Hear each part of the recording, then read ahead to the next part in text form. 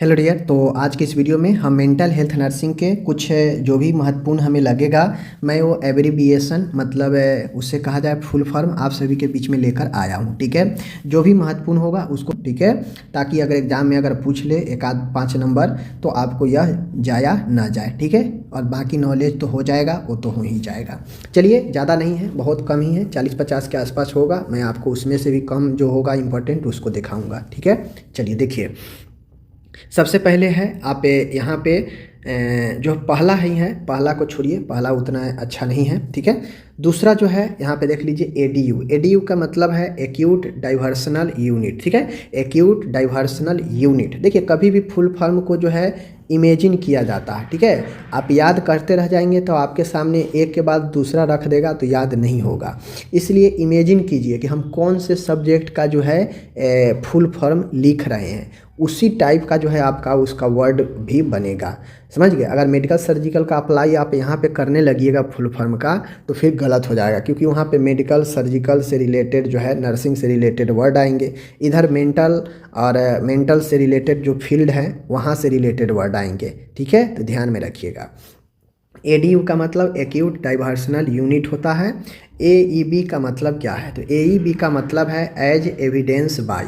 ABD का मतलब क्या है? सॉरी, एईबी का मतलब क्या है? A for age, E for evidence, B for by. ठीक है, एज का मतलब क्या है? ऑडिटरी हेलुसिनेशन, यानी सुनाई से संबंधित भ्रम होना, auditory hallucination. Am, am important है। ठीक है, एएम में इम्पोर्टेंट है against medical advice, against medical advice. ठीक है, चूँकि हम लोग पढ़ते हैं कि जो डिस्चार्ज प्रोसेस होता है उसमें मरीज जो है बिना एडवाइस के ही जो है मेडिकल डॉक्टर के अगेंस्ट में चले जाते हैं हॉस्पिटल छोड़ के, तो वही है against medical advice. Okay. AWOL, AWOL का मतलब होता है अब्सेंस विदाउट लीव, यानी अब्सेंस विदाउट लीव का मतलब है कि बिना कोई छुट्टी का अनुपस्थित होना। समझ गए?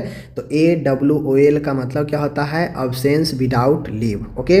BAPD का मतलब क्या होता है? BAD का मतलब क्या होता है? बैड के मतलब, तो बैड का मतलब होता है बाईपोलर एफेक्टिव डिसऑर्डर। क्या होता है? Bipolar affective disorder. B for bipolar, A for affective, D for disorder. ठीक है। BIB का मतलब क्या होता है? तो brought in by, brought in by जो कि इंपॉर्टेंट नहीं है, इसको छोड़िए। BMD का मतलब क्या होता है? Bipolar mood disorder, bipolar mood disorder. BMD, B for bipolar, M for mood और D फॉर डिसऑर्डर। ठीक है, bipolar mood disorder. Okay. BPD का मतलब क्या होता है? Borderline personality disorder. A important, देखिए ए इम्पॉर्टेंट है, ए इम्पॉर्टेंट है, ए भी इम्पॉर्टेंट है, ए भी इम्पॉर्टेंट है, ए भी इम्पॉर्टेंट है। तो ये जो मैं टिक मार रहा हूँ ये सबको खास कर लीजिएगा। यह नॉलेज के दृष्टि से भी और आगे आपके एग्जाम में भी अगर पूछेगा तो यही सब पूछेगा। समझ गए? तो ये हो गया आपका BPD, border line personality disorder, याद कर लीजिए। BZD, ये भी इम्पॉर्टेंट है। BZD इसे हम लोग बेंजोडाइजापाइन कहते हैं। क्या कहते हैं? बेंजोडाइजेपाइन। ठीक है, बेंजोडाइजेपाइन कहते हैं। ठीक है। CO का मतलब क्या होता है? कंप्लेन ऑफ या अबाउट। ठीक है, कंप्लेन अबाउट या कंप्लेन ऑफ। डॉक्टर जो CO लिखते हैं, CO करके दवाई लिखते हैं, तो यहाँ CO करके यहाँ पे कुछ चीज़ें लिखते हैं तो वो मरीज के कंप्लेन को लिखते हैं CO करके। ठीक है। CPS क्या होता है? कम्प्लेक्स पार्शियल सीजर, ये भी ठीक है। कम्प्लेक्स पार्शियल सीजर, ये भी अच्छा है। CPZ, ये भी इंपॉर्टेंट है। क्लोरोप्रोमाजाइन, क्या चीज़? क्लोरोप्रोमाजाइन होता है। क्या होता है? क्लोरोप्रोमाजाइन होता है। CPZ क्लोरोप्रोमाजाइन होता है। ठीक है। आगे है D और C करके ऐसे लिखे डॉक्टर, तो मतलब वह डिस्चार्ज पुर्जा बना रहे हैं। समझ गए? DC का मतलब डिस्चार्ज। ठीक है। उसके बाद DC का मतलब डिसकंटिन्यू। DC का मतलब क्या होता है? डिसकंटिन्यू। DD का मतलब होता है डेवलपमेंट डिजेबिलिटी। DD का मतलब क्या होता है? Development disability. ओके, आगे देखिए। तो ये चीज़ें आप लोग समझ गए कि DC अगर D/C करके लिखा रहेगा तो डिस्चार्ज, अगर सीधा DC लिखा रहेगा तो डिसकंटिन्यू। ठीक है। DD का मतलब होता है डेवलपमेंट डिजेबिलिटी। ठीक है। और DSM का मतलब होता है डायग्नोस्टिक एंड स्टैटिकल मैनुअल। ठीक है, DSM diagnostic and statistical manual. ठीक है। आगे है DTO डेंजर टू अदर्स, यानी दूसरे के लिए घातक। Danger to other, DTO, DTS होता है डेंजर टू सेल्फ, यानी खुद के लिए घातक, ठीक है। कुछ मरीज नहीं होता है जो खुद के लिए घातक होता है, दूसरे के लिए घातक होता है। मेंटल हेल्थ में पढ़े हैं ना, साइकेट्रिक इमरजेंसी वाला, वही है। देख लीजिए DTS यानी डिलीरियम ट्रीमेंस, ठीक है। डिलीरियम ट्रीमेंस उतना इंपॉर्टेंट नहीं है। ECT बहुत बहुत इंपॉर्टेंट है, इलेक्ट्रोकन्वल्सल थेरेपी होता है। EEG होता है, इलेक्ट्रोइंसेफ्लोग्राम होता है EEG, ठीक है। EEG क्या होता है, इलेक्ट्रोइंसेफ्लोग्राम होता है। EPS क्या होता है, ये भी वेरी इंपॉर्टेंट है, एक्स्ट्रा पिरामिडल सिंड्रोम होता है। क्या होता है, EPS एक्स्ट्रा पिरामिडल सिंड्रोम होता है। देखिए ये सब कुछ इंपॉर्टेंट ज़्यादा भारी नहीं है, बस एक बार आप अपने मन से इसको सोच के आप देख लीजिएगा, पढ़ लीजिएगा तो याद हो जाएगा। एक बार नहीं 2 बार वीडियो को देखिए, समझ गए। मेहनत तो करना पड़ेगा, बिना मेहनत के आज तक जीवन में किसी को कुछ नहीं मिला है, और अब तो इतना ज़्यादा कंपटीशन है कि अब खुद कुछ नहीं मिलेगा, सब जगह एग्ज़ाम ही हो रहा है, पता है आपको, समझ गए। अब यहाँ पे देख लीजिए EEG हो गया, इलेक्ट्रोइंसेफ्लोग्राम, EPS एक्स्ट्रा पिरामिडल सिंड्रोम हो गया। अब यहाँ पे FU लिखा रहेगा तो इसका मतलब होता है फॉलोअप। क्या होता है, फॉलोअप, ठीक है।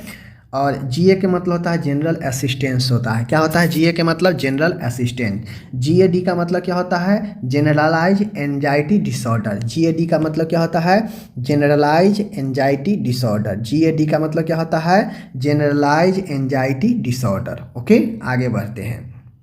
आगे है यहाँ पे GD का मतलब गलत है, ये उतना इम्पोर्टेंट नहीं है, ठीक है, छोड़िए, समझ गए। आगे है यहाँ पे HI के मतलब होमिसिडल आइडिएशन, ये भी नहीं इम्पोर्टेंट है। H&P हिस्ट्री एंड फिजिकल, ये आपका ठीक है। HSC भी बढ़िया है, हेल्डोल एटिवेन कोजेंटिन, ठीक है, हेल्डोल एटिवेन एंड कोजेंटिन, ठीक है, ये याद रखिएगा। ILA होता है इंडियन लुनेसी एक्ट होता है, याद रखिएगा, ILA Indian lunacy act, okay. IMD होता है इंस्टीट्यूट फॉर मेंटल डिजीज, ठीक है ना।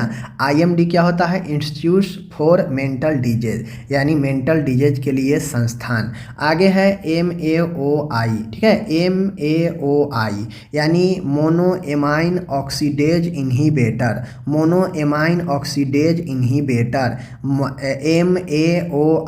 MAOI मोनोएमाइन ऑक्साइड इनहिबिटर, ठीक है। आगे है आपका यहाँ पे MDD मेजर डिप्रेसिव डिसऑर्डर, ये भी वेरी इंपॉर्टेंट है, MDD major depressive disorder. MHRC mental health rehabilitation centre, ये भी अच्छा है, मेंटल हेल्थ रिहेबिलिटेशन सेंटर। देख लीजिए जो भी हम बोल रहे हैं कि ये सब अच्छा है, इसको अच्छे से कर लीजिएगा, तो अगर एग्ज़ाम में आएगा तो इसी समय से आपके एग्ज़ाम में आएगा, ध्यान दीजिएगा। जैसे MHRC mental health rehabilitation centre, MHW या MHP या MHA। देखिए MHW मेंटल हेल्थ वर्कर, या इसी को मेंटल हेल्थ पार्टनर कहते हैं, या मेंटल हेल्थ असिस्टेंट कहते हैं, समझ गए। आगे बढ़ते हैं। MHS का मतलब होता है मेंटल हेल्थ सर्विसेज। MHS का मतलब क्या होता है, मेंटल हेल्थ सर्विसेज, ओके। आगे है यहाँ पे MIA का मतलब होता है मेडिकली इंडिजेंट एडल्ट, ठीक है, मेडिकली इंडिजेंट एडल्ट, ठीक है। MIA क्या होता है, मेडिकली इंडिजेंट एडल्ट, ओके। आगे बढ़ते हैं। आगे यहाँ पे क्वेश्चन है आपके सामने NMS का मतलब क्या होता है, NMS का मतलब होता है, यहाँ पे आप लोग देख लीजिए, neuroleptic malignant syndrome, neuroleptic malignant syndrome, आपको पता है मैं पढ़ाया हूँ, साइकोटिक न्यूरोटिक, तो यहाँ पे NMS है, न्यूरोलेप्टिक मैलिग्नेंट सिंड्रोम, ठीक है। आगे है NOS not otherwise specified, not otherwise specified, ठीक है। NTE होता है नोट टू एक्सीड, क्या है, नोट टू एक्सीड, ठीक है।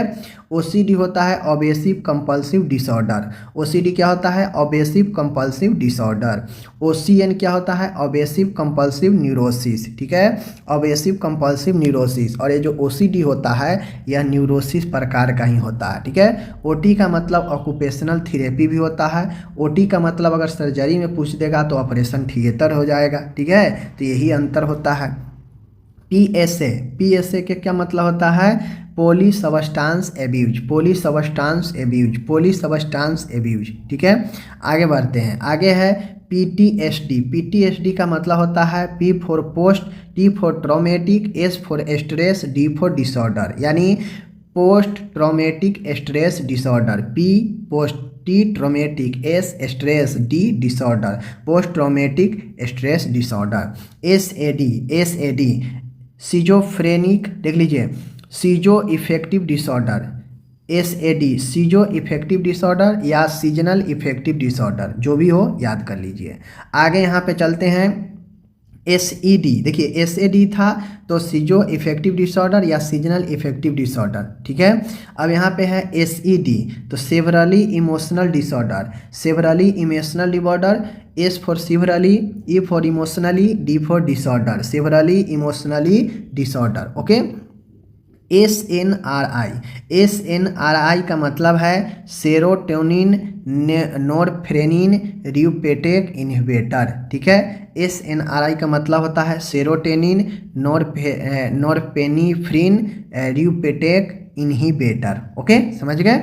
आगे है SI सुसाइडल आइडिएशन। ठीक है, सुसाइडल आइडिएशन। ओके, SSRI क्या होता है? Selective serotonin reuptake inhibitor. ठीक है, रियूपेटिक इनहिबिटर, SSRI और SNRI। SNRI होगा तो सेरोटोनिन नॉरएपिनेफ्रिन रियूपेटिक इनहिबिटर होगा। SSRI होगा S for selective, S for serotonin, R for reuptake and I for inhibitor. समझ गए। SED होता है substance use disorder, substance use disorder, SUD। ठीक है, SX का मतलब होता है सिम्पटम्स। ठीक है, डॉक्टर अगर आपके पुर्जा पे प्रिस्क्रिप्शन पर SX लिखते हैं तो सिम्टम्स को बताता है। समझ गए। TCA क्या होता है? ट्राईसाइक्लिक एजेंट होता है, ट्राईसाइक्लिक एजेंट होता है। TD का मतलब होता है tardive dyskinesia, tardive dyskinesia. VSS होता है vital science stable, vital science stable, VSS, V for vital, S for science, S for stable. तो इस प्रकार से मैंने मेंटल हेल्थ नर्सिंग का आपको लगभग 40 से 50 जो है आपको मैंने फुल फॉर्म बता दिया। 1 से 2 बार अगर जो आदमी वीडियो को देख लेगा, मैं पक्का कहता हूं कि उसको जो है जितना मैं कम से कम बताया हूं कि इनको कर लेना है। जैसे इसमें मैं बताता हूं इस पेज में किसको किसको आपको करना है। देखिए VSS इसको करना है। ठीक है, आपको इसमें से करना है इसको, SSRI को, SNRI को करना है। ठीक है, उसके बाद आपको इसमें PTSD को करना है। ठीक है, ये सबको ध्यान में रखिए किसको किसको करना है। उसके बाद OT को करना है, OCD को करना है। ठीक है, उसके बाद आपका आता है यहाँ पे MHS को करना है। ठीक है, MHS को करना है। उसके बाद आपको MHW को करना है, MHRC को करना है, MDD को करना है। ठीक है, उसके बाद आता है ILA को करना है। समझ गए, इन सब को आपको करना है। उसके बाद जो है आपको GD को करना है। ठीक है, तो इन पेज में इतना को करना है। ठीक है, फर्स्ट पेज में मैं बता देता हूँ कितना को करना है, देख लीजिए। यहाँ पे GAD को करना है। ठीक है, EEG को करना है, EPS को करना है, ECT को करना है, DTS को करना है। समझ गए। उसके बाद आता है DSM को करना है। उसके बाद आपका आता है यहाँ पे CPZ को करना है, CPS को करना है। ठीक है, कॉम्प्लेक्स पार्शियल CG को, BZD को करना है, BPD को करना है, BMD को करना है। और आपका जो है यहाँ पे BMD हो गया, AM को करना है, और यहाँ पे आपको मैं बता दूँ AH को करना है, और साथ में जो है आपको करना है वह आपको ADU को करना है। तो इतना में लगभग मैं कितना बताया हूँ? 30 बताया होगा। इस 30 को अगर आप क्लियर कर लेते हैं जो मैं बताया हूँ, तो अगर आपके एग्ज़ाम में पूछा जाएगा ना फुल फॉर्म वाला, तो इससे बाहर से नहीं पूछा जाएगा मेंटल हेल्थ का। ठीक है, चलिए मिलते हैं अगले वीडियो में। आप अपना ख्याल रखिएगा। धन्यवाद।